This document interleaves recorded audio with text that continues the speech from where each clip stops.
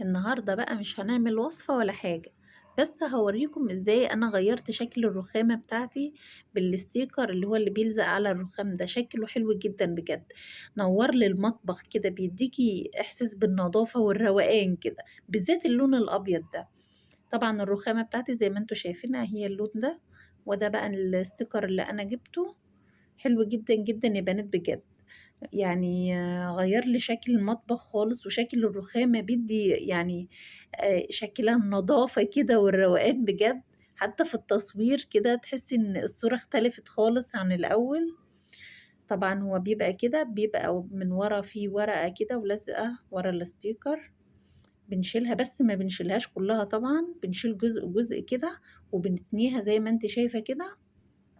أول حاجة بقى بنلزق، يعني بنثبّت الستيكر على الرخامة، برضه بتسيبي